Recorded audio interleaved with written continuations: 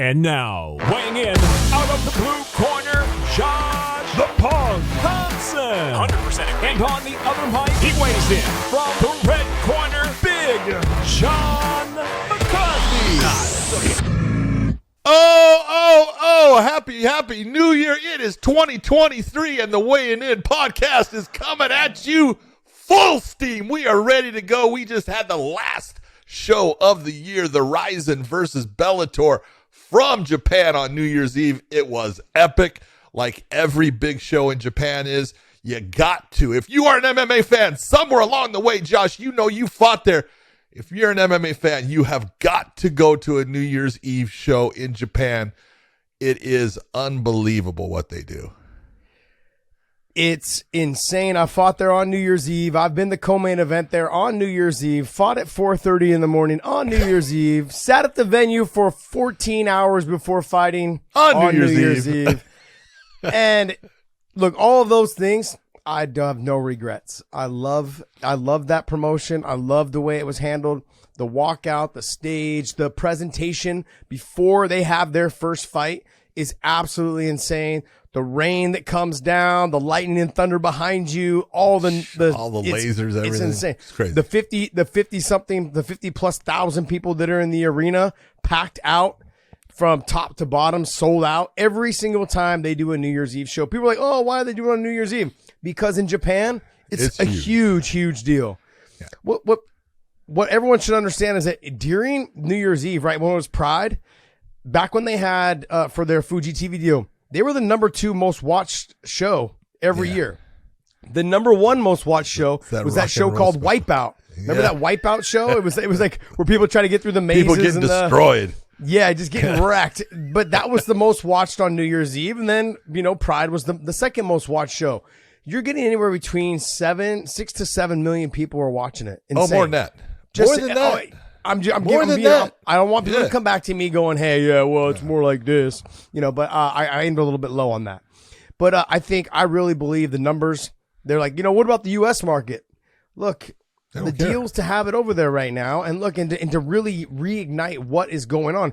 Those of you guys that were at home were able to watch it.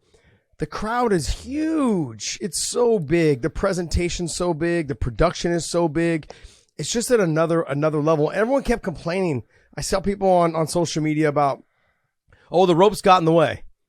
The ropes adds a different flavor. And also, too, if you're in the arena, the visual of watching the fight is so much better than through a cage. It's so visually. Yeah, it's a better platform. It's a better. Yeah, exactly. I mean, I know the ropes getting away, and everyone's like, I don't want to see these 3 ropes. There's 5 ropes. And if you go back, there's a lot of ropes there. It's hard to count past that fucking 3, For a lot of people, past the 3. I thought, look, we're going to get into it, and then I'm going to give you my take on the overall perspective of the fights.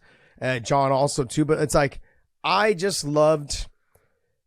loved everything leading up to it. The week of the Japanese media did an absolute fantastic job of covering it. And on top of that, and I was part of that on that Wednesday, you're out and they take you out into these huge squares where into like a huge shopping square, like almost like Times Square or Union Square in San Francisco, those type of things.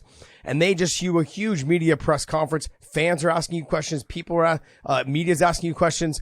It doesn't matter, but you're out there for hours just talking about the fights, building up the fight that's going to happen on New Year's Eve. Your fight, the whole event, everything. Whole show.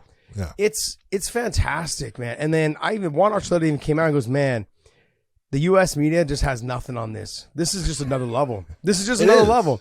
And he's not lying. John, he's not lying. It's just different. It's different. And it's funny because, times have changed. And because, I'm just going to be honest, in the beginning with the UFC, Pride came in 97, and started off, but quickly really got into these huge productions and then started really getting some great fighters. And everyone ended up, once they fought there, they go, this is where I want to be. Yeah. It was just, it was like the Super Bowl. And everyone wants to be in the Super Bowl, and man, it had that. And then, when the UFC bought Pride, it all went away, but it's kind of back. and there was, let's be honest, MMA in Japan, it didn't die, but it definitely took, a long time in a sick bed for a while. It just wasn't as big, and it's building back, and it really is building back, and it's getting up there, and it's great to see because, again, production wise, no matter what anyone wants to say, I've seen them all, Josh. You've seen them all. No one does the production quite like they do in Japan. It just is it's a different level, and it's the amount of money, and it's a lot of money they put into it. Mm-hmm. But man, I'll tell you what, when you're there, you go, this is fucking awesome. Well, first we're going to talk to you about NordVPN. I mean, have you guys ever got frustrated that you can't watch an event in another country? Let's talk about Bellator and Rizin. Let's talk about Bellator and Rizin. We got blown up all over Twitter about people couldn't watch it live. Well, ladies and gentlemen, look, I didn't want to say it, but now I'm going to say it. Little NordVPN would have changed all of you. Changed your life. Yeah, it would have been perfect. Look, this is 2022. If you guys can't get around these type of systems, you guys got to figure them out. But look, NordVPN can help you with that. And if you're also afraid and concerned about cybercrime or any of those things, well, NordVPN can help you with that as well and keeping people from stealing your personal and private data. Look, it can switch your virtual location. So if you are in the U.S., you can actually switch it to any other country or anything like that. No one's going to know or be able to follow and do the things in encrypting your information and making it a crime and taking your stuff. Like at NordVPN keeps your information encrypted so you never have to worry about your IP or location getting out there. And that's huge because that's how people steal your stuff. They also have a threat protection feature that gets rid of any of that intrusive crap that websites and the malware that comes, all that bullshit. Even if you download an infected file, which it's easy to do, you are protected. The threat protection kicks in and it deletes it before it makes a mess of your computer, and that's huge. Look, this whole thing, NordVPN, only costs the price of a cup of coffee. Now, some of you guys are at Starbucks spending like $8, $9 at a piece on some coffee, so we understand. Some damn latte. It can get a little expensive. So look, at the price of a cup of coffee, you can protect your material, your exclusive NordVPN deal for 4 months for free. It's completely risk-free, John. You know that. Completely risk-free. And you have a 30-day money-back guarantee. What more could you ask for? So please, go check it out like I did. You're going to love NordVPN. And you would have been able to watch Rizin versus Bellator live at whatever time it came to your country. At NordVPN.com/weighing-in. Make sure you guys use that. NordVPN.com/weighing-in. I had a conversation a long time ago with the guy who was representing me at the time. His name was Ken Amai, and he was the manager for Mirko Cro Cop. Yep, he was. And Ken used to manage me when I fought in Pride. And so when I went over there, he's like, the New Year's Eve show is one of those shows that it doesn't matter what they do, that the amount of money they bring in from that show, it almost helps cover half their events for the rest of the year. Yeah. Because they make so much money, not just from the TV deal, but also from just the ticket sales and it's everything. The merch sales. Take a look at, let's be honest, take a look at, the show just, here yesterday, Jason Herzog, he's got this cartoon thing. Look at, there's a lot of money being paid by that sponsor to have their, name and stuff put out on all these different shows. Yeah. They make a ton of money through sponsorships, through TV deals and everything. And this is part of where, people were complaining about, why did Bellator wasn't in control of the TV. Okay. Yeah. It wasn't their promotion. It was Rizin's. And hey, Rizin's cares about their people. You want to watch it at whatever time, go ahead. But this is what we're going to give out. And what they did with Bellator is say, look, we'll package this up and we'll send it to you so you can do with it as you wish. But it's not like it was that Bellator could just, we're going to bring, commentators and do all this stuff. It's not your show. No. So, but that helps, I think, to help build up what they're doing over there. And I don't mind that because I really believe if this sport is going to continue to grow outside of the UFC, if you're going to continue to have other promotions build, whether it's one, whether it's us, whether it's PFL, or whether it's Rizin, or any other shows that may start up, All this does is generate more hype and more, who knows, you may see a Rizin versus one.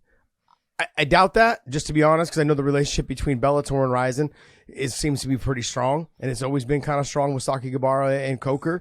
Yep. But I also do know that there has been a lot of buzz, and in conversations with Scott, with Koike, is that he would love to do, hey, let's do a, this person from PFL versus, this person from Rizin, our guy from, or our female from so-and-so to fight some other promotion. He would love to do a cross promotion in multiple organizations and see how that pans out. I've always talked, and I talked about this on the Joe Rogan show back in 2020, the very beginning of 2020. I think it was January or February of 2020. Is that I suggested the Olympics, like an Olympics, where, and Joe brought up Joe brought up a good point. He's like, well, it doesn't really help the UFC to be involved. And I'm like, yeah, you're right. It doesn't. No, but absolutely. He has a point. And Joe's pretty keen on like what it's going to take to make money, as you guys can all tell. But he understands, why would it benefit the UFC? And it wouldn't. But what it does do is it benefits every fighter that is trying to make a name for themselves, gives them an avenue to go ahead in and make a ton of money in these other promotions, because every promotion needs to have a star. Right now, it seems to be for us, Patricio and AJ McKee and, Johnny Eblen now coming back, coming up, not coming back, but coming up. Undefeated fighter, getting a big win over Gegard and made it look easy. There's younger fight, no matter what, Nemkov, to me, he still has room out there to grow because he needs to be a little more open on the mic and speak a little bit better, but that's something that just comes with time. But he's a fantastic fighter. You've got a lot of top level fighters that are in a lot of organizations. I really liked Souza, man. He fought his ass off. Oh yeah. He got a little tired, but AJ is a very awkward fighter to fight. And so when I look at him, he should be a star over there in Japan. He's a fantastic fighter. He's got the win over Tofik Mosaev. Yep. Those type of fighters that bring the action. I'm so glad that was a main event. But what this does, John, is anytime you have when I hear the media talk about fighter pay and complaining about fighter pay, well, talking about building this promotion up, covering these events, this is how you get those more fighters than one, paid. and this is why we cover all different promotions. We can't cover everything, and it cracks me up when people are you going to cover this? Look, we can't cover grassroots stuff and regional promotions. We don't cover really LFA, which puts on some great fights and really good shows. And there's things from KSW. Sometimes we'll talk about it, but we just can't cover everything. Yeah. But you look and you say, the more promotions that become elevated and can pay good money to fighters only helps the fighters, because that way they can decide, where do I want to go? Where is it going to benefit me and my family? It really comes down to supply and demand. Like, I want this fighter, I'm going to pay top dollar for him. Okay. And I'll give you guys an example. Michael Chandler made really good money in Bellator. Yeah. Okay. And then when he decided to go to the UFC, or he decided to test the free market, the agent, the free market agency. Yeah, free agency. He decided to test that. The Bellator could have matched and brought him back. Just like Kayla Harrison with PFL. Exactly. Bellator offered her a huge contract, and the PFL matched it. Yep. With the UFC, it was, hey, they offer a big contract, and Bellator was right there and just decided, you know what? I think we have a different road to go based upon Chandler, where he's at in his career, his age, the fact that he lost to Patricio, and that's, not, going to help as far as, his lightweight career and stuff. So, hey, let him go off and go to the UFC and see what he can do. That's great. And see what he can do. What that did was, when you start allowing these fighters to go and do this and do that, it really starts opening up the ability for fighters to negotiate. And John, how long have I been telling fighters, fight out your contract, fight it out? Let's just take a look, and people are going to say what they're going to say. Sarah McMahon just signed with Bellator. Now, Sarah has been, fighting for a while now, and she's getting up in age, but still unbelievable athlete. If you're ever around Sarah, man, a stud wrestler, silver medalist in the Olympics, but physically, I mean, she is unbelievable as far as how strong and physically fit she is. And she went out and said, look, I went and looked, and I kept hearing all this stuff about, hey, there's other places that you can make really good money. You can get sponsorships, all these things. She goes, and I decided finally, I got to test it. She goes, and you know what I found out? It was all true. And I'm so happy that I did it. And it's a choice. The fighters should have a choice. And if, fighting, for money is your most important thing, hey, you need those areas. If fighting for an organization is the most thing, then hey, you can go to that organization. That's great. But it's choice. This is what I've always said this is winning solves everything. If you fight out your contract, it's almost, you have to look at it like it's a rookie contract when you get first signed by any promotion. This is my rookie contract. When I'm done with this contract, though, as long as I'm winning, I want to get paid a significant bump in my pay. Right. And then if it doesn't work out your way, then what you do is you go and you shop yourself to whether it's Bellator, PFL, UFC. It could be one. It could be whatever you want. Really weigh out what they're all willing to offer. And I've always given this guy his clout because he's done it right. Eddie Alvarez. He has gone to every promotion and fought and become a champion, or fought for the title, or been fought at the highest star level in each promotion. In the highest level at every promotion. Yeah. And he's made a ton of money. I mean, I can't even tell you what the money is for what he was making at one. He deserves it. It was insane. I'm surprised that he decided to part ways with them because he's making so much damn money. But, he wanted to make one last run. He's got a little bit of mileage still left in the tank there. And he wanted to make one last run. Now, where he ends up, I don't know. But that guy has done it right. He has hoarded himself out, but he's also made sure that he's got a nice little piggy bank off to the side for his family. And he's continued to win everywhere he goes. And he enjoys that. Now, other fighters, take note. Because if you want to if you want to go to the UFC, that's fine. Go to the UFC. But do it like kind of Anthony Johnson did. Sure, he got removed from the roster because he was having a hard time making weight. He went to the World Series of Fighting at the time. Yep. And after he went there, he won at heavyweight. And then when he came back to the UFC, he beat Andre Arlovski. He came back, though, at 205, and his next contract was way more than he would have been making had he stayed. Yeah. Had he stayed and had those fights. Them releasing him was a blessing in disguise. Absolutely. You do look, a lot of people are they have bad comments about Sean O'Malley. Look, I think he's smart as hell. And, he was off of that Dana White contender contract, which sucks. Yeah. It's you're getting into the UFC at a very low rate. Mm-hmm. And, he said, I'm not going to fight good fighters for what I'm getting paid. When I get paid, and look, he's delivering good performances, and he built up his name to where people want to see him. And now look at where he's at. Because, hey, he believed in himself. He was winning. And he put it out there. Hey, I have the ability to draw eyes. You know that. I know that. Do you want me to go somewhere else? Let's talk. And they did. And, he was happy with what they offered him. And God bless him. He stayed with them. Good job as far as getting what you're worth. But, John, with him, he understands that he gathers kind of that Nate Diaz niche. He has a group that love, smoking weed, like to back guys like him. He has a very similar body style to Nate Diaz. He fights differently, but he's still fun, entertaining. He does talk trash, but he also backs it up. Look, whatever people want to say, he's a tough son of a bitch. Absolutely. I remember after his Peter Yan fight, the first thing I started off our conversation with was he showed me everything that I was hoping he would be. Yeah. Absolutely. He did exactly what I was hoping he would be. He fought his ass off. You can say how you thought the controversy was in the decision. Well, whatever with the decision. He fought. Dude, he took big shots in that fight. Big shots. Absolutely. And came back firing. He shook didn't him turn. off. He didn't. Exactly. I mean, look, he showed he belongs. Exactly. He is a guy that belongs up in the top level. And that's in that weight class that right now we've all been saying. That's that 135. That's murderer's row. Yep. But I want to wrap up this little rant we just went on about this. It is a rant. In terms of, but it really comes down to, if you are a true fan, if you're media and you like to write clips about how fighters don't get paid enough, well, then you guys should be supporting these cross promotions. You guys should be supporting all the other promotions as much as you possibly can, because if there is nothing for these fighters to leverage them against the UFC, they're never going to pay them. Yeah. So, and everyone keeps going back to, apparently they're getting this Ali Act is being brought back. The Ali Act is not the solution.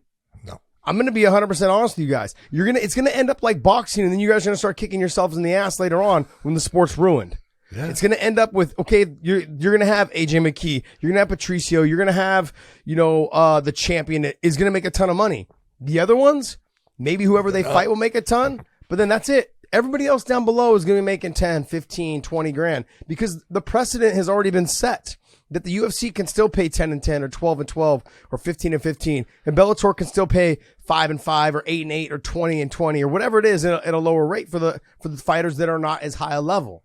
Mm-hmm. But the precedent's already been set. So if I'm a promoter that's going to promote these top fighters and everyone down below understands that, I understand that everyone before in the UFC or in Bellator, in One or in Rizin was only making 10 and 10, then that's all I have to pay them. Yeah, but they're willing to do that. And the other thing to think about is if the Ali Act came into MMA, it affects the UFC, and it affects the UFC more than any other promotion in my mind because of the percentage that they make comparative to what they pay out is a big difference.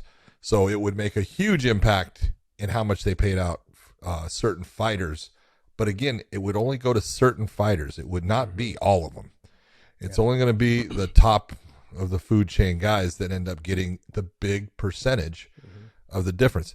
Bellator is not going to affect that much based upon what they already pay. Yeah. It's PFL, same thing, as far as what they already pay. Now, One and Rizin, they don't give a fuck about an Ali Act. That's part of federal law in the United States. It means nothing to them. So. Yeah, exactly. And we've seen already too, like with the promotion that they just did on New Year's Eve, they can draw. They can, and if you start, if media was to allow, or not allow, if media was to cover these other organizations to help build a bigger platform for them or help put them in a bigger spotlight, then that would also draw in a lot of the UFC fighters to fight out their contracts and really test the open market to see what they can make. And once you start doing that, that will cause the fighter pay to go up because the UFC will pay more to keep the fighters they really want. That's just what they're going to have to do. But it comes down to the fighters saying, hey, I'm going to fight out, my last contract. I'm going to fight out my last fight. I'm going to see what it is. Then I'm going to go out there and test it and then come back. But the key for every fighter is to keep winning, is to put on great performances, keep winning. Do what AJ McKee did. AJ McKee he's a fantastic fighter. Fights, he fights like he loves it. Jumping up in the air, putting himself in positions, to have his back taken, doing all these things. Yeah. But he made sure that he went out there and fought the fight to be exciting. He's an entertainer. At the end of the day, he's an entertainer. He understands that. He loves to fight. It's not the end of the world. Like a lot of guys that, after the loss that he had to Patricio, which a lot of people say he could have won, he should have won. That fight itself, though, he didn't let it bother him at all. He's like, didn't work out for me. Okay, moving on. And that says a lot about who he is. Like, it doesn't matter what happens. Look at Nate Diaz. That guy, if he loses the fight, I didn't lose. I won. Doesn't matter. You can't tell him anything. That guy, that bitch ran for me for fucking 5 rounds. So that bitch, he was just kicking and running. What a bitch. That's him. And at the end of the day, his fans are going to love him for who he is. That's right. So I think that it comes down to just fighters being willing to fight out their contracts, media being able to help cover the sport, in its entirety, and just allowing for there to be a more of a competition between these organizations, because that will help grow fighters' pay, because these promotions will pay more for the fighters, for the fights that they want to see. Well, let me ask you this, because this is the question in my own personal opinion. It didn't mean anything. It doesn't matter. Is, a lot of people were saying, well, you're going to come out and talk about this Bellator Rizin thing because Bellator won 5-0. I don't think that matters at all. No, I didn't look at it like, I don't think Rizin lost anything in that. All of their fighters fought their asses off. They looked good. It was close competition throughout. No one, the only steamrolling that was done was in the earlier fights that they had. They had a couple of, finishes. Toffett looked good. John Dodson came out, looked great against Takoro and stuff. But I didn't in any way think, oh man, poor Rizin or anything. I thought, look at their guys showed up. It was awesome. And I just love the way that they all competed, because for the most part, and we'll talk about the different fights, guys really put it on the line. They tried. They gave it everything they had. And you talked about like the AJ McKee and Satoshi Souza fight. Man, both guys. Look at AJ took big chances in that fight that you will not see a lot of fighters attempt against Souza based upon his skill set. And I was super impressed with how he fought that. He fought that with no fear. Yeah, because, look, you're right, John. People are going to sit here and say, well, you're going to talk about it because it is Bellator. You guys work for Bellator. But, look, I'm going to kind of go hard in the paint a little bit on our guys. Not just our guys. You know, yeah. I mean, it's just I want there to be an understanding, like, in these cross promotions, and I'll just say it now. In these cross promotions, John, you're going to end up with some fights where the fighter feels like there's a lot on the line. I'm representing my organization, and he's representing his, and they get a little gun shy, or they don't fight to their level. They don't fight to their potential. That is the problem. When I had talked about this on Rogan's show, I had talked about doing like an Olympics, but I said, don't do champions versus champion. You want to know why? Because there's too much at stake. Yeah. You're going to end up with what the UFC ended up with every time they did 3 title fights in one night. You're going to end up with boring ass fights that all go the distance. You know, in this situation, the fights were entertaining. The Juan Archuleta fight was absolutely fantastic. The Rabadanov fight was fantastic. Patricio, Horiguchi. I felt like, Horiguchi was fantastic. You know, Pitbull, I felt like could have shown a lot more because I know his level. We all know his level. Yep. AJ McKee fought wild and crazy like he always does. Look at the Spike Carlisle fight. He fought very similar to that fight. He had to be a little bit more careful because Souza's a lot more dangerous. He did a lot of things in that fight. You look and you go, you know, and I really thought that some of the rule sets, the changes, it was going to be the guys from Bellator were going to have to think about it before they did it, which is going to make it a little slower, make it not quite as effective. Boy, I'll tell you what, it's natural to AJ. Well, I'll tell you, that comes from all those fights in the alley. He says, I get to go back to who I was. Yeah, but John, great. To go back to my point is, I love the cross promotion thing. I think it's going to be huge for the sport as long as these organizations can get along and put the matches together properly. I've always been kind of against. Go ahead. I saw PFL. You know, someone says, "So PFL, you're going to say," and PFL said they don't want none. Right? It's like perfect. Yeah. That's exactly what you want to hear. So step up. That's awesome. Yep. But what my concern is that I've always been against champion versus champion, because you end up with like how the UFC had the 3 title fights, and then the cards, sometimes there's too much on the line and you don't get the fight that you deserve.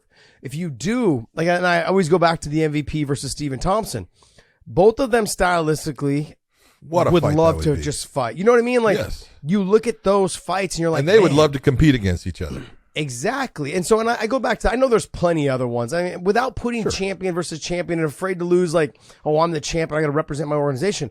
Put your guys that are down there. You know, I mean, like, I would say, let's go back to, like, let's say a Benson Henderson versus somebody in the UFC, or I would love to see Benson versus De Souza. Yeah. I mean, Benson's slick on the ground. He's good at getting out of positions. You know, he's fun on the feet. Like that style of fight. He's a gritty fighter. And there's fights in there that I could mix up, a lot of them, obviously. But if I was to do these cross promotions, I would take the fun fights. Maybe you do a poll from fans. What are the top fights that you would like to see in cross promotions? And then you basically pick a couple that you know that fans would love to see. And you take the top 3 or 4 that are the most highly rated, and you make that fight happen. Those are the type of things that I think, if you want to start bringing, if you want to take fighting to like a World Cup level, the NFL, NBA, it's US.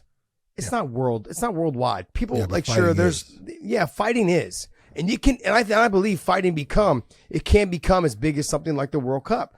If you structure it something along these lines where you start getting the fans involved, start really, and this is obviously, I'm thinking this is going to take time, John. This isn't like next week. This isn't 2 years. This is down the line. Yeah. But if promotions were willing to get together and say, hey, what fights would you guys like? Let's see. And then at the top, you put a championship fight, just one, and you have them fight championship rounds though. I was a little like, okay, I wanted to see championship rounds in the Bellator versus Rizin. It would have been great to see. Long night. It would have been long. It would have been long. Yeah, that was the other thing. It would have been long. But if you would have thought about it, right, it would have only been the top 2 fights. So the top 2 fights would have been, you would have had to maybe scrap one of the fights off the bottom if you would have done that, because you had 2 title fights at the top. It would have been a long night. But my take on this, even when I was talking this with Rogan, is making it like an Olympics, having the fighters, having fans involved in terms of like, what are the fights that you would really love to see? And then you take a poll and you take those top 3 fights and you put a title fight at the top, and, and you figure out when you're going to do it. Maybe you do it on a New Year's Eve in Japan. Maybe you do it, somewhere in Dubai, where that there's going to be tons of people there with a lot of money that are really interested in having this big event at their, there. I don't know where you do it, but you figure out Madison Square Garden for the U.S. Yep. Or Staples Center or something. I mean, like you find ways. Maybe this might be the first event you have, at the AT&T, whatever it is in Texas. Is it Texas? Is it Mercedes, or is it AT&T in Dallas, Texas? Inside the football arena. That's the Dallas Cowboys. Yeah, so that's what I'm saying. Maybe this is an event you can finally have at something like that. I'm just throwing it out there. The UFC there. is the only one that can possibly do a fight there and actually. But I'm saying, if we were to do this in terms of a collaboration with most things, I think it could eventually build up to be something like that. Yep. So I agree. All right. Well, hey, we've ranted long enough about that. So a little. Let's get into the actual fight. John, take it away, bud. Well, you want to start from how it started? You want to go with Rabadanov against Takeda, or you want to start from the top down? No, let's go top down. Let's go McKee. Let's go McKee. Again, going, as this fight, started to play out, going into it, I looked and said, I truly believed AJ is the better stand-up fighter. He's got more dynamic kicks. Power-wise, I think he actually has more power. Souza's got good power in his right hand. He's pretty limited one side. His hook is not that great. His jab, it's okay. It's getting better all the time. But his ground game is fucking good. And there were moments in this fight, Josh, when he was on his back and the way that he will bring his legs up. Because he doesn't just bring his legs up. He attacks with them. He grabs a hold of you like a fucking octopus. And they're quick, they're strong, they're pulling you where he wants you to be. You just look and you go, that's a dangerous motherfucker the entire time he's on his back. You have got to be smart. You've got to understand how to keep yourself safe. And AJ, the posture that he did, you see the legs come up, boom, he's got both arms inside. He's doing everything that you go, this is what you want to do to keep from being put into a position where you can be in trouble. He did it. And he stayed in that guy's strength and did damage that, affected the fight, completely in the end. And Souza had his moments. And, I'm telling you right now, when he got his back the first time, I was like, okay, we're going to see what happens here because this is not good. Yeah. And AJ did a great job. He remained calm. And this is the real difference between, if you put these guys, you put AJ McKee and Satoshi Souza into a gi, it's not even close. No. But in MMA, AJ McKee showed you how good he actually is at being a good submission guy, a guy that went after submissions against Satoshi, a guy that, said, hey, I'm not giving you anything. I'm going to go after you with everything. I loved that fight. I thought that fight, even though it went the distance, I would have loved to have seen a finish, but that was two guys going for it. Mm-hmm. They were the main event. They knew, hey man, we're here to deliver, and they did. Throughout it, it was interesting. It was all over the place. There was, moments for each guy where each guy was doing good things. AJ was landing big shots at times. The stomps, stomps to the midsection, the kick to the head on the ground, the knees to the head. Just fantastic stuff. And Satoshi never gave in. He did get tired towards the end because he was working hard and, trying to, come up with a way to, attack AJ. I love that fight. I thought it was, that was exactly what you want to have for a champion versus champion type fight or something like that. Guys that didn't hold back. They went for it. Yeah. With Satoshi, with Souza, he seems like to me a big 55-pounder. Yeah. When I saw him standing up face to face, because you know how big AJ is. AJ's a big guy. He's tall. He's long. He's very explosive. He's got power. Extremely athletic. Great footwork. Great mobility. He leaves himself out of position a little bit, but that's stylistically that's what he does. His athleticism makes it up. Yeah. So he's overall, both of these guys fought their asses off. I loved how in the beginning, Satoshi kind of just pulled guard a little bit, pulled him in, and I was like, oh, this is not going to be good while they're still dry. But then AJ did a great job of making sure fighting the hands, getting the hips, the posture up, head doing up, everything right. And to go back to what you were saying about the attacks on the triangle, I think over years of watching and competing in myself with jiu-jitsu and just training, nonstop with some of the best guys in the world, you learn that if you're going to attack your triangle, you've got to elevate your hips, really kind of attack towards the arm and the neck as fast and as hard as you can. Yeah, exactly. To be a bite. Right into like a scissor and then pull your heels to your butt and suck them back down to break their posture. Yeah. He is someone that obviously has that down. Boy, he's got that. But if you look at fighters these days in comparison to fighters back in the day that used to attack the triangle all the time, they don't do that. No. It's like they throw them up to throw them up, almost like as a distraction to potentially get themselves back to their feet. Satoshi really throws it up there to try and finish the triangle, really try to pull you and suck you back down into a triangle and break your posture. Fantastic jiu-jitsu practitioner, fantastic fighter.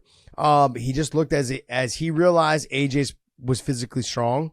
Yep. And AJ had good defense. AJ played a very smart fight. AJ also knows when to strike, when not to strike. He doesn't go ahead and start striking while he's in a position that potentially will make the position worse. AJ fought a very smart fight, but a very entertaining and fun fight. Yep. You couldn't have asked for Good more fight from your main event. You couldn't have asked for more.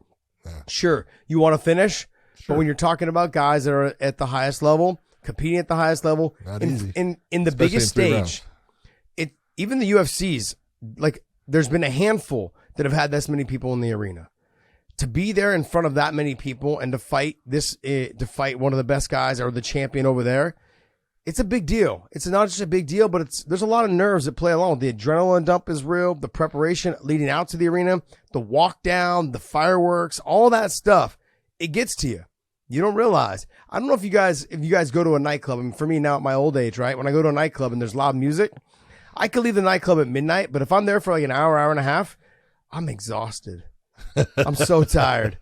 I wake up the next day like as if I was drinking all night. And that's what loud music, that's what the energy of the crowd, those are all things that can do to your body that you don't realize when you're walking out, when you're getting ready to fight. That adrenaline dump is real. And if you recall at when, in Japan they do the showcase of the fighters, and they did that at the beginning, and they brought Patricio and Koike and then AJ and Satoshi into the actual ring. And if you can recall, they're showing AJ and he's like doing his thing and he's, throwing his hands a little bit. And then he goes, you can see him. He takes a big breath, like, because it's adrenaline. He's like, holy shit, look at this. And then when you've never, it's just different. It's different. And you're in a different world. You're in a different type of atmosphere. And your adrenaline goes, man. And so even before the fight, you could see, he had nerves. Well, John, there's I'm going to add this in there too, is that when you fight in another country, there's a lot of things that go through your mind. If I get injured, how are the hospitals? How's the medical? How, like who takes me? Like there's an English barrier, especially for Japan when you go. There's a lot of things that go through a fighter's mind. It's not just the fight. It's like, okay, what am I eating? Is this food? Is it like the food is not the same? No. There's just a lot of things that go along. Like if I do have to go to the hospital, is my corner coming with me or do they have to go somewhere else? There's just so many things that you think about, not just the fight, not just the fighter in front of you, not just the crowd, not just the energy, the fireworks, all those things. You're thinking about so many other things going into that fight. And for them to go out there and fight the way that they both fought, I thought it was a fantastic fight. They did a great job, and I'm looking forward to seeing what happens next. I would like to see Souza end up in this lightweight tournament for Bellator. I would love to see him there. So would I. Because he's already got a win over Tofik Mosaev. Yep. Quick submission. Yep. And you put him, and I'm going to be honest, you put him against someone like, and I I'm a huge fan of Alexander Shabliy, but on the ground, he's not great. Nope. He's good on the feet. He's got good takedown defense. I think he would light Souza up if he could keep it on the feet. If he can keep it there. Yeah. And so that's the thing. It's a different world. But if you look at Souza and you look at Sidney Outlaw, yeah, I'll take that fight all day long. It's like watching an Adam Piccolotti and Sidney Outlaw fight, just a bunch of little ferrets rolling around, getting after it, and there's fights to be had for him in there. Yeah. And so with him and his ability to get fights to the ground, he'll do whatever it takes, and his ability to get submissions, it makes for a very interesting fight. Makes for a very interesting fight. So I'm interested in seeing if Bellator is able to bring him over to put him in the lightweight tournament.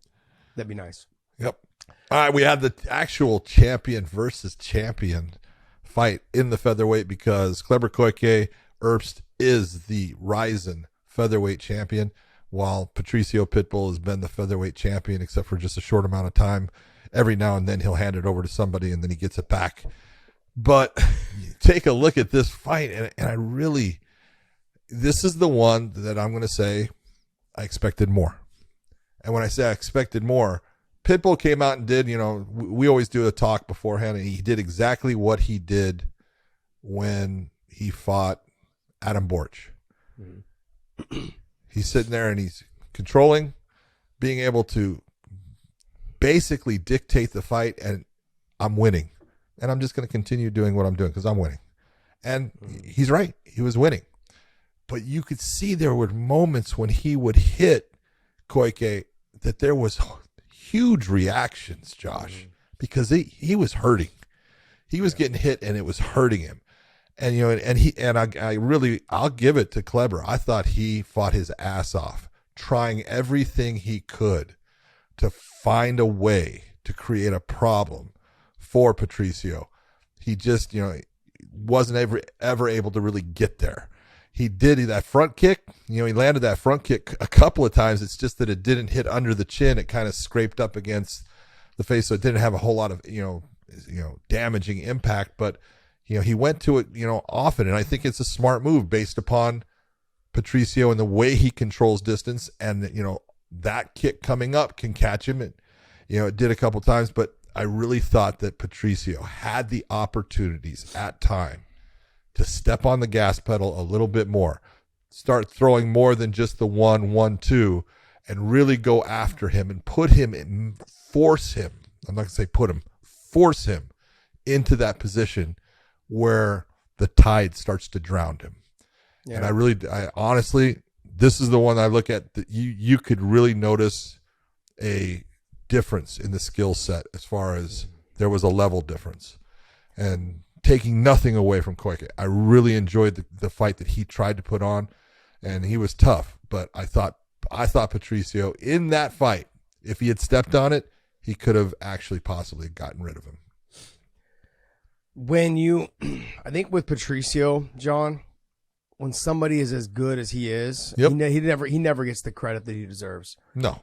The power he possesses, his timing on the shots, his ability to manage distance, being the smaller fighter. Physically strong he is. Physically strong. And like I said this before, I've grappled with him and rolled with him, and I just kind of figured that Koike would have had to catch him in some sort of transition because it's hard to move him.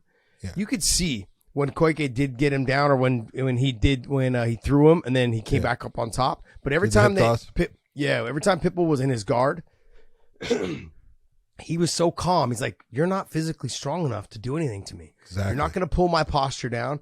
And then even when he was getting hit in the face with like the little hammer fist, he just kind of looked at him like, "What are you doing?" Like he just understood like you're not better than me anywhere. No, nothing against Koike. He fought a good fight. He fought the best that he could. I thought he fought the best fight that he could fight, and he was trying. Yep. He was looking for. He was always looking for that moment that I can try to take advantage of something. Yeah. But when I look at that fight, though, John, I look at Patricio made a couple of mistakes, and the mistake was you allow somebody like Koike to stay in a fight. That push kick up the middle, that tip kick to the face, tip kick, how people were trying to correct all it takes is timing. It's all it takes for you to make one mistake. He threw a couple of head kicks too that raised the top of the glove and hit him in the head. The size, the height, the reach of Koike could have got to him at one time if he got too relaxed. And he did get too relaxed a couple times. I was looking for Patricio to go out there and let the world know just how damn good he is. And he could have done it. He just was like, it was on cruise control. Yeah. Now, I don't know if it was, and there's a lot that comes with fighting in another country, especially fighting in Japan. The time change, the jet lag, all of those things catch up with you. Your training schedule's way off. All of that stuff has an effect. I just wonder if there was something involved with that, because he just looked relaxed, calm, composed, but he still didn't fight as hard as even with the Adam Boric fight. He cruised through that fight. Other fights that I've seen before, he just cruised through them.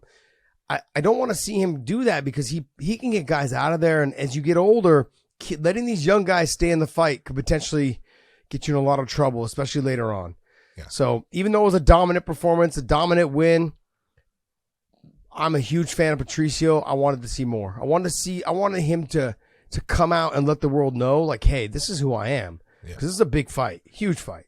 And he didn't do it. And I kind of just, it left me wanting to see more out of him. Yeah, the exact same feeling. Again, look, he won the fight. There was no doubt he won the fight. He did everything that he was supposed to do as far as he landed the heavier shots. But I think if he would have just stepped on that gas pedal just a little bit more, it might have been a performance that we would have been incredibly impressed with, and he would have shown, just like you're saying, these are your moments that you get to show everyone. Yeah, you all talk about that guy. Yeah, watch this, and that's what you're looking for. Yep. All right, we had Kyoji Horiguchi against Hiromasa Ougikubo. These guys had fought twice before. I love Hiromasa. I worked with him when he was in the Ultimate Fighter house and stuff. He's a great guy, good wrestler. I just looked in, even going into the fight, I was like, there's just nowhere that he's better than Horiguchi. Horiguchi's a faster guy. He's got one-shot power where Ougikubo really doesn't have that great of a stand-up. He has in the past sat Horiguchi on his butt with shots, but he doesn't possess that knockout power that Horiguchi was. And in this fight, it was just a systematic. Horiguchi just took over in the fight and was able to do basically what he wanted when he wanted. He was the better wrestler. He was definitely the better stand-up guy. He landed that one knee that was huge that put a giant wabber on his head that he was bleeding at the end. Wabber? Tell me what the hell a wabber is. A wabber is the same as a goat's vagina, if you ask Joe Rogan. So, all right. Well, you learn something new every day. There you go. Wow. But man, I really respect Ougikubo. I think he's a good fighter, a tough dude. A good win for Horiguchi. But it's what I expected in this. It was one of those fights where I go, if there's one fight I know the way it's going to end, this is the one that I thought it. Especially at 125. Yeah. Let's remind people that at 135 is where he fights in Bellator, because there is no 125 in Bellator, and they need to make one. Yeah, and Horiguchi at 125 is just a different animal, because he's not giving up as much weight. He walks around 140 something, 143, 144. 143. Yeah, Horiguchi does, but he's fast, dynamic, super athletic, big power in his hands, very explosive leg kicks. He's very good on the feet, good takedown defense. Boy, he was eating up that freaking lead leg on Ougikubo, man. You saw, it was right away too. By the second kick, I saw that giant lump coming out on his leg, and by the end of that fight, his leg was beat up. Yeah. John, when I had talked about this fight last week, what I had talked about mainly was, would we see the Horiguchi that was on that win streak before he fought Pettis? Would we see that guy? And we did. Yep. And I think a little bit of that comes with the comfort of fighting back in Japan. Yep. Because if you looked at all the fighters, he fought the best because of the relaxation. It was almost like he felt like he was back at home. He was back at home and he just flowed. And it was so easy for him. And I think just understanding what his opponent brings to the table, because he's already fought him twice. Yep. So there was no risk in there. Like, he could have maybe taken it for granted and fought kind of a lazier fight. But no, he fought a very explosive fight. He tried to get after it. Yeah, he did take him serious. And he went out there and got the job done. Back on the winning track. He is, at 135, he's good. He's very good. We saw what he was doing to Pettis. He's just not that big. We saw what he was doing to Pettis. Yeah. before he got caught. He was winning that fight. Look, every second. Yeah. Yep. He lost 1 second of that fight. No, it was a big 1 second. It was a big second.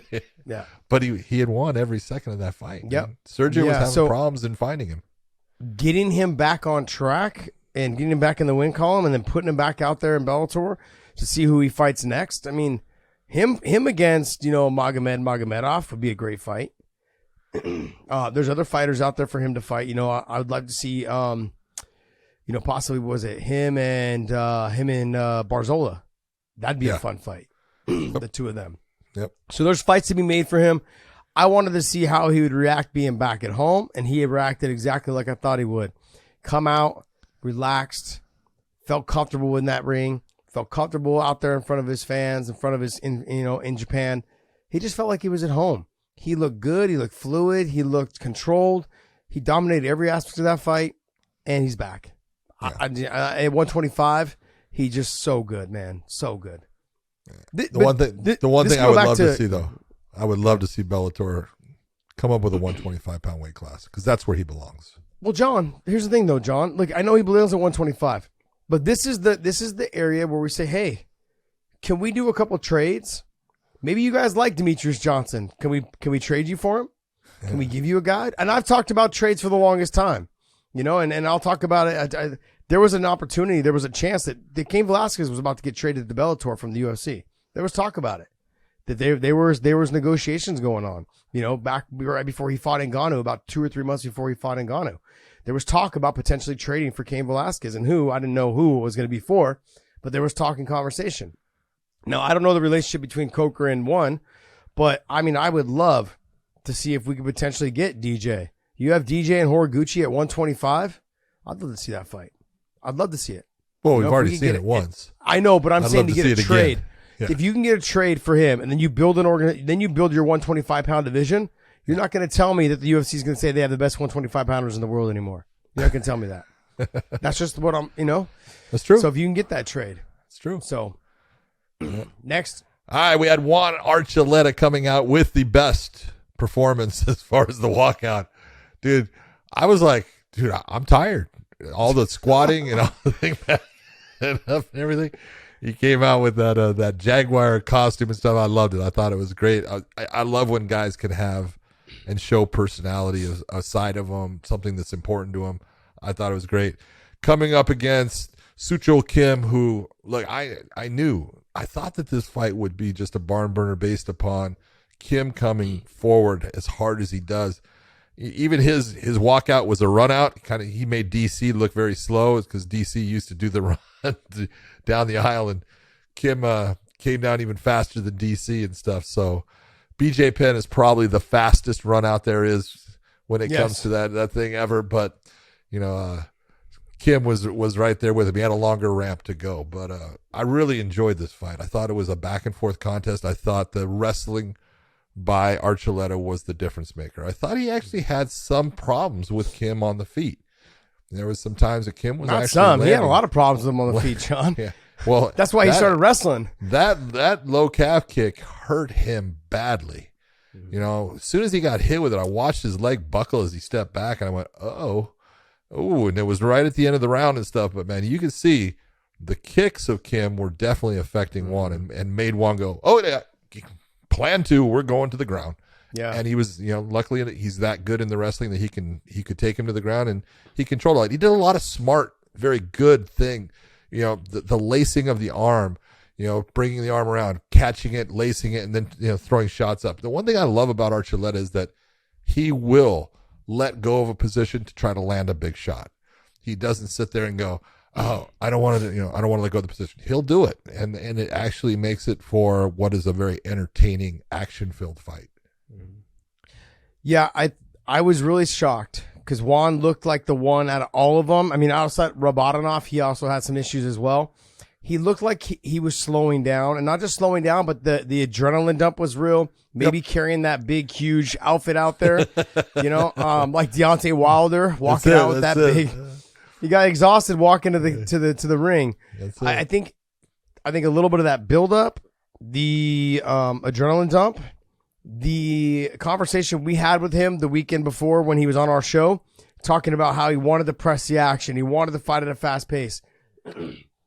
All of those things lead up to a little bit of a disaster if you don't fight at a pace that your body can handle. Sometimes fighters will fight harder than they should.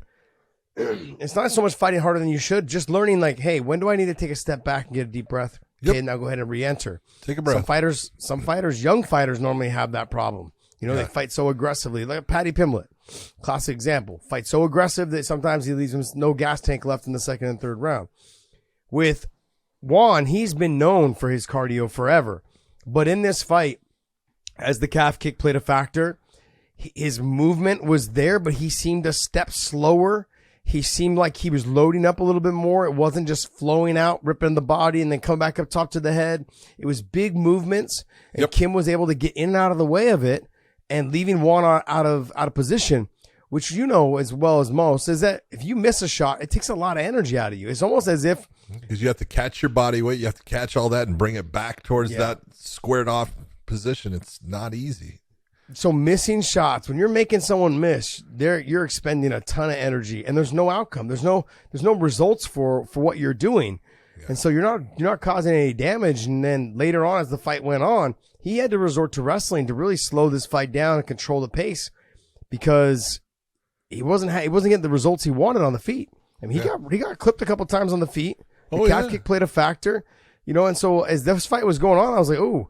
Kim's giving him a good run, not just a good run in terms of all it took is one shot to start changing the way the trajectory of this fight was going to go. Yeah. I looked at it. I was impressed. You know, I was impressed with Kim before because I'd watched him fight multiple times. I watched him when he won at one. I watched him when he fought at Road FC and he won the title there. He's a gamer. He just comes to fight. He's got one direction. He doesn't back up. Yeah. You know, the only way to back him up is to, you know, drive him into the ropes or anything, or into the cage. And he is a guy that you got to be really impressed. He takes damage well, and he continues to come after you. He does not stop until they ring that bell. And yeah, I think that he did push the pace enough to where Juan in the end was going, I'm getting a little tired. Arms getting a little heavy. Yeah. Yep. But it was a very close fight. I thought I had it for Archuleta 2-1 in the end, but look, it could have gone the other way. It could have. I mean, I had it for Juan also, and there was no bias. I had him winning just because of the control, the dominance with the wrestling, the work he was able to do on top. The grappling aspect, he definitely won the grappling. There was a couple of submission attempts by Kim, you know, the guillotine choke and everything. Yeah. You know, that was there, but it was never locked in where you look and you go, oh, he's in trouble. Now, there was the one, I'm trying to remember what round, and you saw Archuleta give position based upon it, and you go, oh, it was tight. Yeah. It was tight. I can't remember if it was the second or third round, but. Yep. I wouldn't mind watching them run it back, though. I mean, that was a good fight. Wouldn't mind watching them run it back. Yeah. Next. We had Godzi Rabadanov versus Koji Takeda, who, you know, in watching Takeda fight, you know, previously and stuff, the one thing I kept getting out of him was, God damn, this dude is durable. He's tough. He takes big shots. He's never been finished by strikes. He did get text submitted by Spike Carlisle. He went out, you know, and which just shows you the guy's got no quit in him. He will not stop. And man, I'll tell you what, that first round, Rabadanov, that right hand, man, he lit him up with that thing and had him in deep trouble. And from that point, Takeda just continued to come back. And I had him winning the second round. I thought Takeda actually came out, took the second round. And it was only when Rabadanov ended up going more towards the wrestling, winning more of the grappling exchanges, getting the takedowns, landing the big strikes on the ground. That one shot he landed right near the end, that was, you could see it really hurt Takeda. So there was multiple times that he hurt Takeda in the fight where Takeda was never able to hurt him. So that's the reason why I gave Rabadanov the fight. But I gave the second round to Takeda, and I thought he was coming on. You know, in the third round, I thought Godzi was looking a little tired, which is unusual to see from him. And it's, again, what you're talking about. You know, different location, different country, different atmosphere. You know, adrenaline has a big effect. Well, you got to, John, both good and bad. Not just different location, different promotion, fighting in a ring, all of those things. But hands down for all, maybe not Horiguchi, but for the other four, biggest event they've ever fought in. Oh yeah, hands down, biggest event. I mean, with the crowd, with the presentation, the production of it all, biggest event hands down that they fought in. So there's a lot that goes into this. With Rabadanov, I've trained with him. I understand what he's good at. I'm confused on how he got tired. And it had to have been an adrenaline dump because he's someone that doesn't get tired. He's somebody that just goes and goes. And don't get me wrong, he takes his step back, gets his breath, and goes back after it. I didn't see anything that Takeda did that was making him more tired. He just seemed tired. Yeah. Like he had after that second round, he went back to walk back to his corner. Yeah, and you could just see he sat down like, oh, I mean, his face looked defeated. Yep. And I mean, he nutted up in the third round. He was able to do some good stuff. Yeah. But I was getting concerned after I saw him walk back to that corner. He had his head like he just didn't look himself.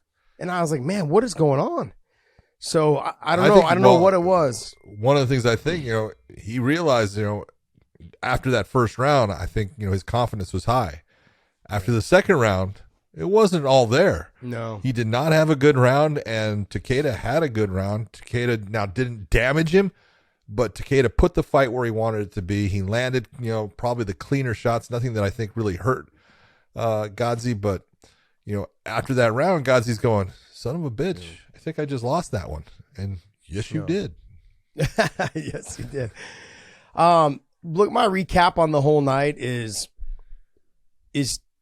I don't want people to walk away from this going, oh, well, they all went the distance. I want people to walk away going, these were the best fighters, like champion versus champion, or the fighters that had a lot to lose.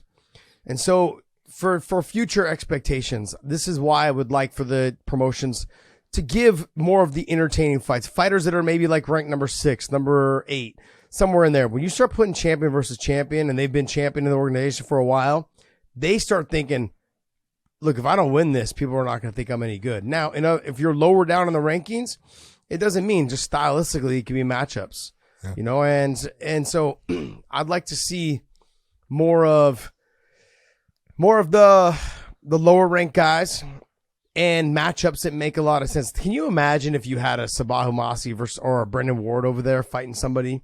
The amount of excitement out of Japan, like they love fighters like Brendan Ward. They love that. Brendan Ward fought in Rizin, the very first Rizin show. Yeah. Brendan Ward was given by Bellator over to Rizin to fight there, and it was a great fight. He actually got kneed in the face on the ground, and he was like, holy shit, they can do that to me here.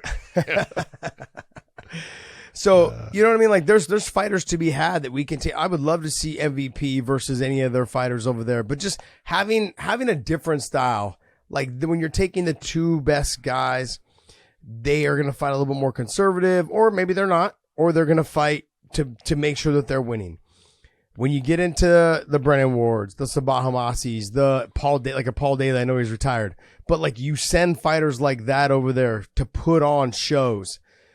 That's the kind of stuff that I'm talking about. When I'm talking about the Olympics, John, or I'm talking about like a cross promotion of Olympics from fighters to fighter, that's the kind of thing I'm talking about. If you have a Pacheco versus a Sarah McMahon, or you have you have these type of fighters that you have that you can off the top of my head, I'm struggling to think of the fights that I'd like to. I don't really got to write these down. Just sit down and put them together, but I just know there's so many great fights out there that we can help to leverage for higher fighter pay, for promotion against promotion, to help bring in more fans that are just okay. Look, they want to watch more fights. They want to be involved with it, with building this sport to get it to like that World Cup level that we could eventually one day have it. New Year's Eve in Japan, you have 3 promotions maybe involved, and you say, hey, these are the matchups we're gonna have. I'm thinking long term. I'm thinking World Cup type level of, because fighting's worldwide. This is not the NFL. It's not the NBA. It's not a one country sport. I mean, this is huge. It can be huge. It can be even way bigger than it is now. And so I have that vision for the sport of MMA. Well, I think overall for the night, you got to look and again, it's just my opinion. I don't think Rizin lost anything as far as. I thought their fighters came out. They fought their ass off. They looked great. I think if you're looking at it, people should look at this and go, hey, that was cool, and we need to do it again. Yeah. Absolutely. I think there's no doubt we're probably going to do it again. And a lot changes in a year. I mean, oh, yeah. Patricio might be the 135-pound champ next year. I mean, you never know. He'll be the first guy to ever have 3 titles. Yeah. 3 titles in 3 different weight classes. He'll be the first fighter ever. Yeah. I think in terms of the higher promotions. I mean, maybe there's someone that's done it like in the lower promotions. Yeah. Well, Juan Archuleta, he did it in King of the Cage, King right? of the Cage was 135, 45, and 55. Wow. So that's still tough, man. King of the Cage. Yeah, it's tough. King of the Cage been around for a long time. They produce a lot of top level fighters. All right, Dave, what do you got for us? Give us some news. All right. Hey, well, I want to get your rating on this card. Something I want to try in 2023 is getting your rating on a scale of 1 to 10. Where do you rate this card? It's on a scale of 1 to 10, taking all things considered. The exciting entrances that you're not going to get in most cards, right? But like the fight quality, the finish quality, the performance quality, all those things considered. What do you rate this card out of 10? Well, why don't you go ahead and give us your judge, Mr. Crosby? Give us your take on how do you score this card? You talking to John? Doug Crosby? No, he's talking to you. No, I'm talking to John. Doug Crosby. John, you only have about 10 seconds to give us your number. Go ahead. It's going to take me a while to write this down. So, oh shit. I mean, honestly, I look at it and I'll give it a 7.5. Oh. Yeah, I'm going about a 7.5 on it. Could it have given more? Absolutely. Was it? Was there a lot that it was a lot better than it could have been? Absolutely. You can always have those where guys just don't come out and fight because they are worried about losing and stuff. And guys came out and fought hard. So I would say with that one, 7.5. Yeah, I do the half point system. Yeah, I love it. I'm going to give it an 8. I was going to give it an 8. I fought there, so I understand what the emotions are these fighters are going through.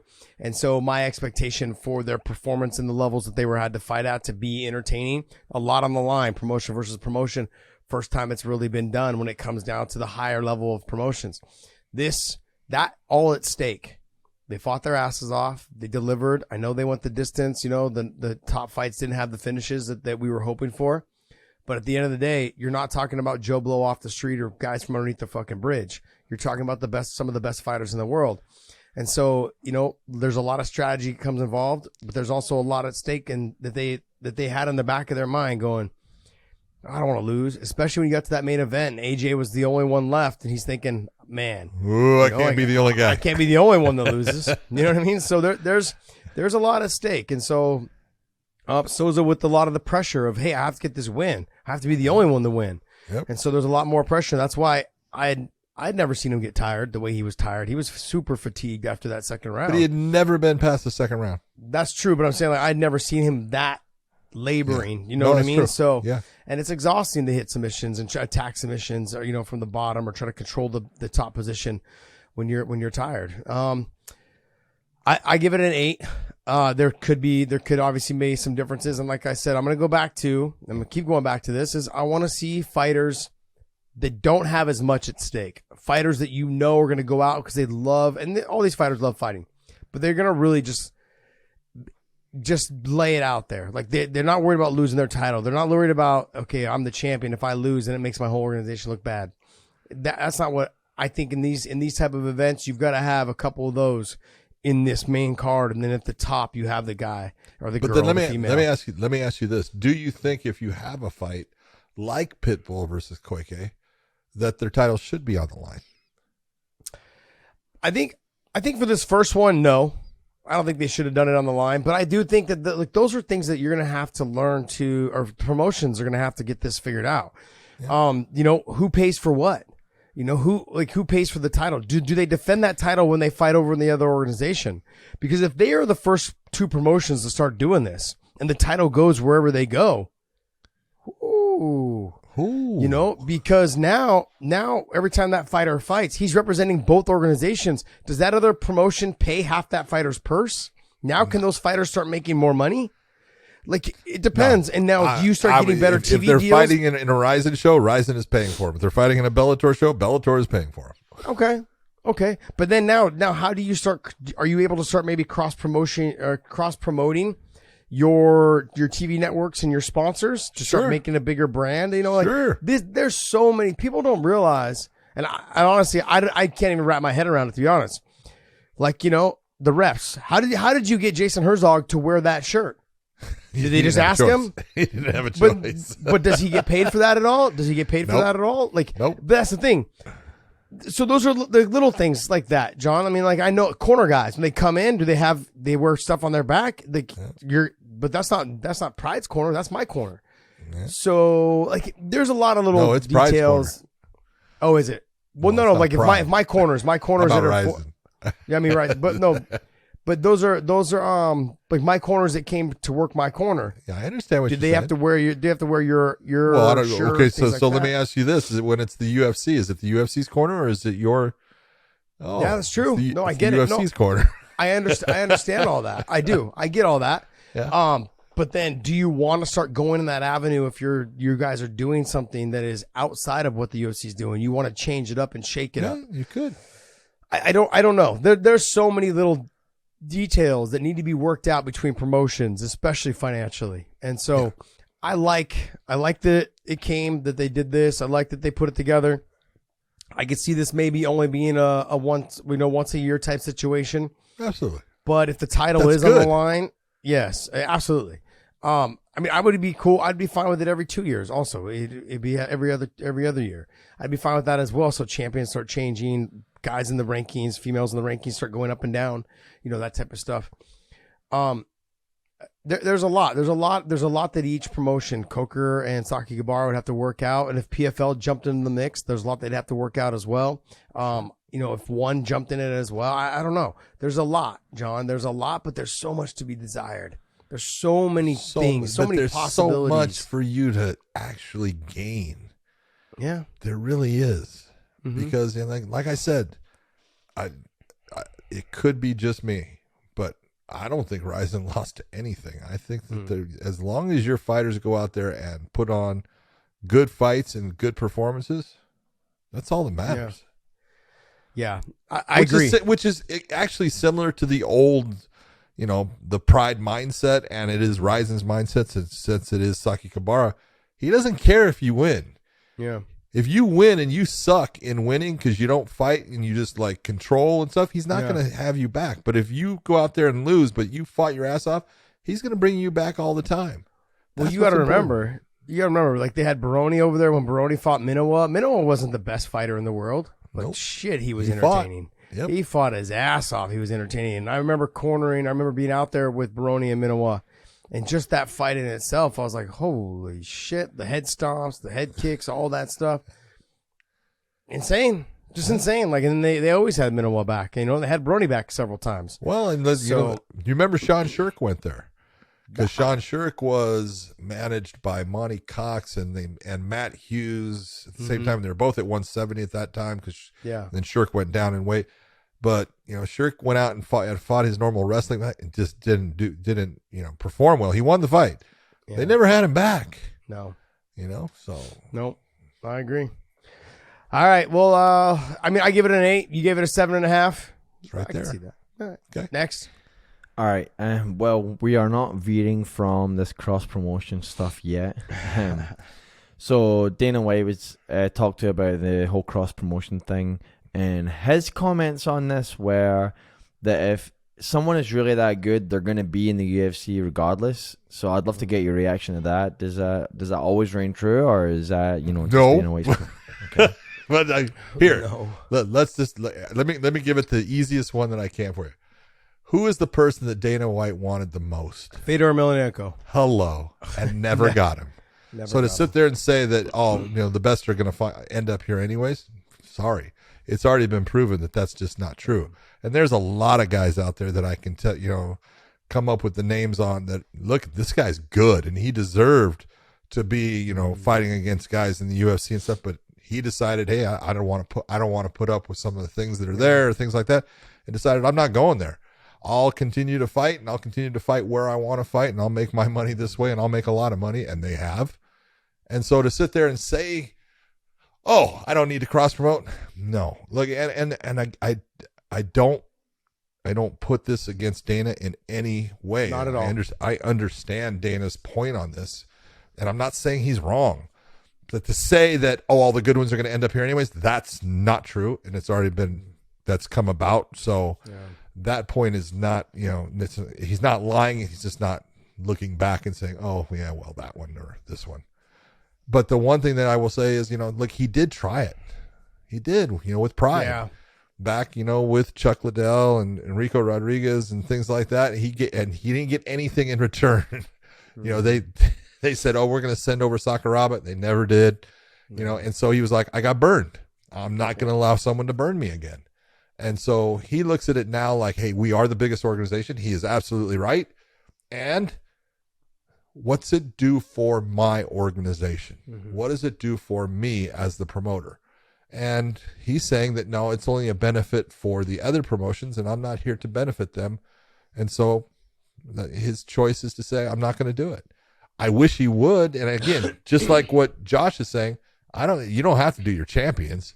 No. Just certain fighters that I think you could put a team of 5 fights together with guys that are somewhere, in your top 15 that you could put on some really interesting fights based upon, and you have the right to, each promotion say, hey, we like this matchup. What do you think? And if you agree with it, then do it. It is not going to take away anything from the UFC. It won't. And I think if he believes that he has the best fighters, that eventually then he would go out there and try and show some dominance. But I think also later on, I think doing it now for him wouldn't make any sense. But like I said, if Rizin and Bellator or PFL and ONE all decide to start joining and it starts to work for them, and they do one of these shows a year, and then they go out there and they build their fighters again, who knows? You never know. Maybe fighters that are in one organization, they go into the cross promotion and they have a great fight, and then that fighter fights out his contract and ends up in another organization because they're willing to pay more money. That other organization may be watching that fighter a little bit more. Now, that's where it can get a little hairy, like, oh, you stole my fighter. Well, there's no stealing fighters. There's no stealing fighters. He fought out his contract and went and made more money somewhere else, or she did. That's it. I look at with Dana White, there's no reason for him to do it now. We've talked about this. I also believe you said Fedor. We said Fedor. But if you look at guys like Dana White kind of took the Floyd Mayweather approach with guys like Ben Askren, guys like Antonio McKee, AJ's dad.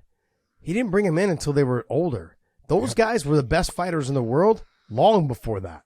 They didn't come in until they were almost 40 or they were 40. I think AJ was 41. Or not AJ, but Antonio was 40 or 41 at the time.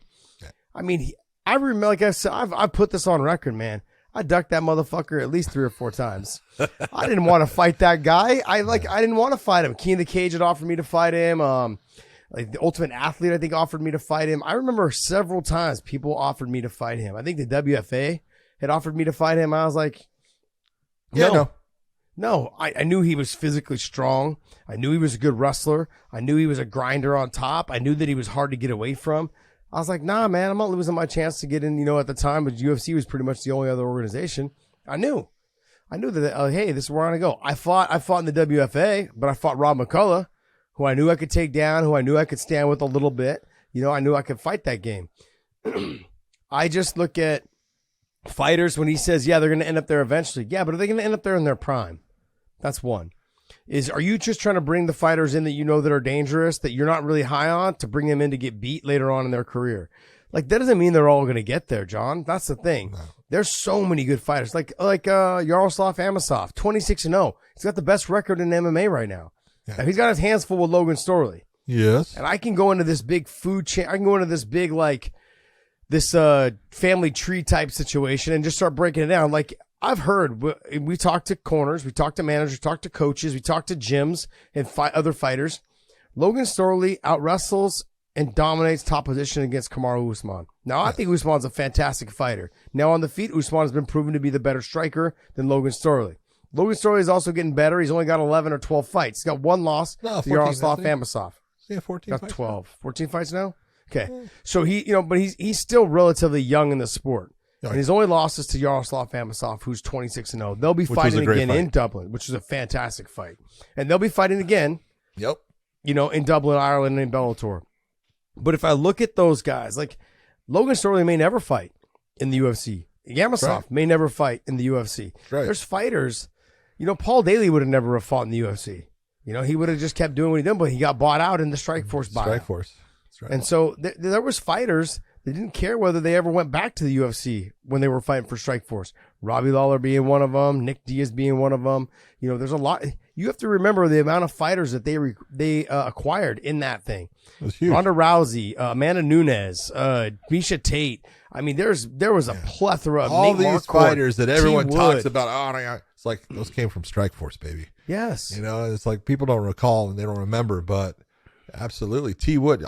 Think of the champions: Ronda Rousey, Amanda Nunes, Miesha Tate, Tyron Woodley, Daniel Cormier. All these people. Luke Rockhold. Oh yeah, Luke Cain Rockhold. Velasquez. Cain Velasquez came from Cain Velasquez really is different. He still fought in Strikeforce. He fought in Strikeforce, but he didn't come over in that buyout. He didn't come out in the buyout. So but there's a lot of other fighters that are on. Bobby Green.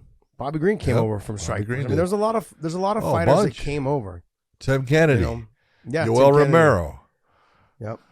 I mean, Nate Diaz had his first couple fights in Strikeforce. Well, Nick Diaz came back to the UFC from Strikeforce. Yep. So. Yep. Same with Robbie Lawler. Robbie Lawler came back to the UFC from Strikeforce. Yep. I just to say that they are all in the UFC, it's not true. Or not true. To say that they're one day going to get there, or they're going to be there. No, that's not true either. Yeah. And so, look, Dana's going to do what Dana does. Dana's a promoter. Dana's going to do what Dana does. But I understand where he's coming from. You and I both do, and I think a lot of people understand that. But I think if these other organizations start to do their job and put together something like this annually or every other year, I think it could really change the game in the MMA sport. It really could change how people look at this. If you start having events, like if you start doing what's the thing that they did that fight week for, UFC used to do fight week. International Fight Week? Yeah, International Fight Week. If you do a fight week, where you do this big cross promotion, you do a fight week that week of sponsors, of each organization has, their fighters there, up and coming fighters, whatever it is. You start pumping this thing out. It's like Super Bowl week or, it's the World Cup stuff. It's like you make your fighters accessible. It's huge, man. It's huge. Yeah. This thing could really be a big deal. It's just going to take time. It's not going to happen probably in the next 2, 3, 5, 8 years. But it's something that could start building up right now and getting buzzed about if you want to start getting these fighters paid. That's it. Next. Let's go. All right. Let's talk about this fight. And that's for UFC 285. Derek Brunson versus Dricus du Plessis. Mm-hmm. What are you guys thinking? It's an interesting fight, but I don't think that right now du Plessis has got a lot of hype going behind him. He had a really nice win against Darren Till and stuff. Mm-hmm. People don't give Derek Brunson enough credit for the fighter that he is. Yeah. His wrestling from is really good, Strikeforce. way better. Yeah, there you go. Force. It's true. Another one. But his wrestling is a lot better than people give him credit for. His stand up, especially since he was been at now Killcliff, not training himself like he was for a while, which didn't work out well. But his stand up has really gotten much better. This is not du Plessis is strong. He's aggressive. It all depends on how smart of a fight that Derek Brunson fights. I want you to just recall back to a guy named Edmund Shabazian. Yeah. That's about what I think of this fight. Yeah. I look at if Derek Brunson can get the fight down early, which he will, I believe he will. If he gets his fight down early and doesn't take any big shots in the first round, it's just going to become easier and easier for him to get this fight down. And as he dominates one round, he'll dominate the second. But if you're du Plessis, you need to make him work in that second round, because in the third round, Derek Brunson has been shown to get tired. He does get tired. Exactly. He uses a lot of strength to get the fights to the ground. He's good on top. He tries to stay busy so he doesn't get stood up. But he's a sprinter. He's somebody that does, as that third round hits, he's not the same fighter as he was in the first and second. I agree. So But it's a good But matchup. I think Brunson should dominate this fight, though. Yeah. Next. You talk about cross promotion stuff and everything, and then I'm looking at Derek Brunson here, and I don't know what website put it out, but they put out a list of Bellator versus UFC guys, and there was a fight that they put on the middleweights. They put Derek Brunson against Dalton Rasta. Oof. I think it would be a fucking fantastic fight. It would be not a good. I don't think it'd be a good fight for Brunson. Neither do I. But people are looking at it like, man, the UFC killed it. It's like, people, you don't know who you're talking about. That would be a nasty fight for Derek Brunson. But it would be a good one. I would enjoy it. I'm a big fan of Brunson, man. I'm a big fan of all the guys that came over from Strikeforce. Sure. And females. I think right now at the stage of where Brunson is and where Dalton Rasta is, I don't think you don't want that heat right now. No, it's just getting hotter. Yeah. So. Next. All right. Last one to wrap up on. I just wanted to get your thoughts on post-fight interviews in the cage. There's been a lot of kind of development over the years and Joe Rogan's obviously like the UFC's getting a main piece there, and he's made the decision in the past that he would not interview fighters that had been knocked out or whatever because he didn't want to make them look bad. But in a slight ton of events here, Jan Blachowicz has expressed how unhappy he is with a certain approach that Joe Rogan took in his post-fight interview against Ankalaev, where Joe said he did think Ankalaev won the fight, but it was a draw in that scenario, and he's unhappy that he's like, he shouldn't be saying this in a post-fight interview when you're talking to me, the guy that you're saying should have lost. Do you guys agree with that? What do you think, John? You do these cage interviews now. Look, cage interviews aren't easy. They're not easy because you're trying to ask pertinent or relevant questions based upon the fight, and Joe has sat there now for 5 rounds. And in the end, he's looking at it like Ankalaev won the fight. So he asked the question. He says, hey, do you really think you won the fight? I understand why Jan doesn't like the question. I understand it. And it's like, why are you picking sides? He commentated for 25 minutes on the fight. And in that commentary, he's basically saying that he thought that Ankalaev won. It's a tough position to be in either one. You can never be perfect, and it's like you were talking about. Joe had come out saying that, hey, I don't want to interview anybody that got knocked out. Okay, it's bad because they'll usually do that when you're talking about a championship fight. You have a championship fight, the champion gets knocked out. They want an interview with the prior champion, after they talk to the new champion, and it's like, yeah, I know you want that, or you want it with the challenger. But it's not good because they're gonna say things that don't make the fighter look good. But it's not because the fighter doesn't remember some of the fight, And I did it with Anthony Rumble Johnson, where he had a fight where he got hit with a shot that almost put him out of the fight, against Jose Augusto, and we're wearing an earpiece, and sometimes our producer will say, ask something, hey, ask him about that shot, and you're like, you don't want to, but it's like, hey man, he hit you with a big shot. How hurt were you? Right? And the first thing Anthony says, I was never hurt, because he doesn't remember it. Yeah. And it's and now it's yeah, awkward. You were awkward. Yeah, awkward because I know you don't remember it, and now I'm stuck. Yeah, okay, well let's take it. And they're saying, well, hey, have him look at the monitor. Ah, shit. Yeah. All right, let's take a look at the monitor. And it's like, let me rub it in some more. You're fucking dropped. Let me be the asshole here that is being forced into this position, and it's like, sometimes you can't win.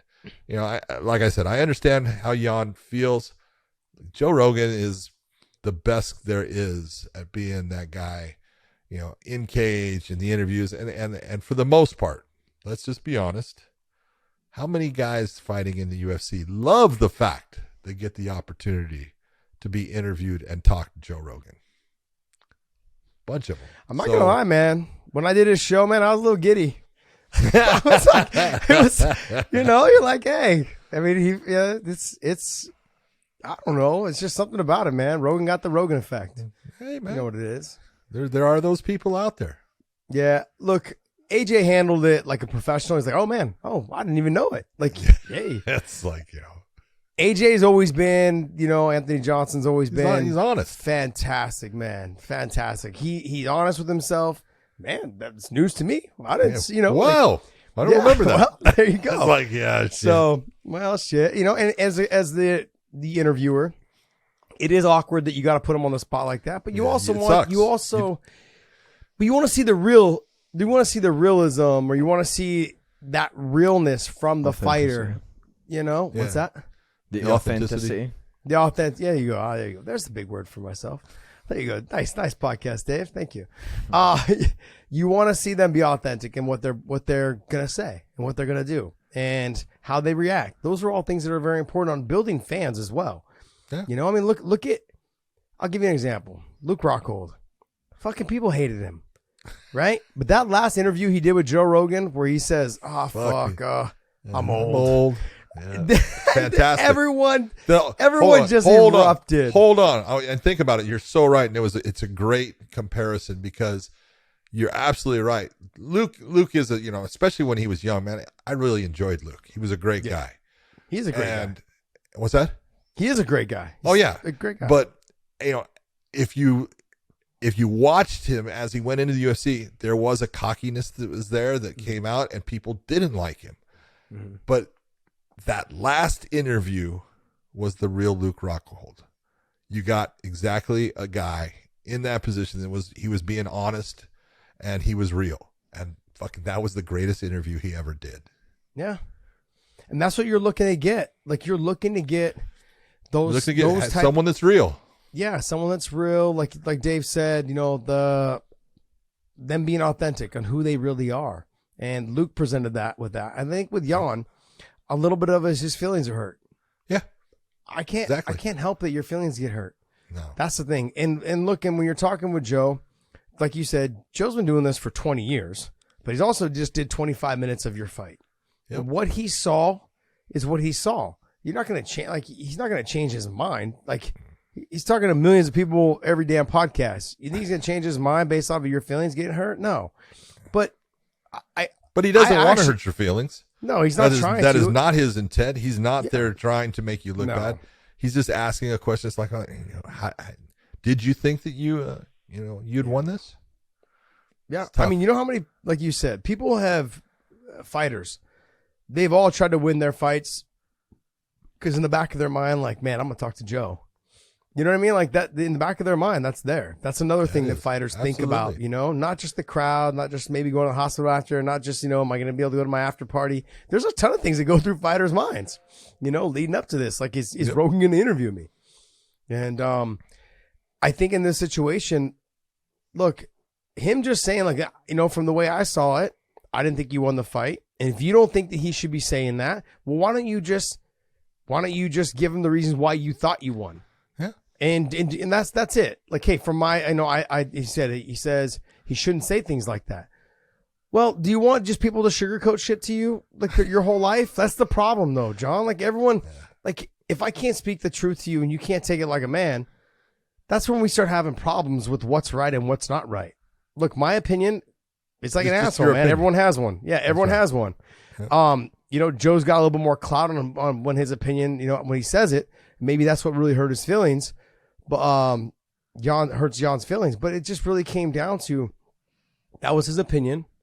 We all have them, and maybe Joe goes back home and goes, you know what? I watched the fight again, not in person. I actually maybe thought, Jan won. You never know. Yeah, it's possible. Like when you're in the arena, you see one thing because the way the crowd reacts, you hear that goes into your mind.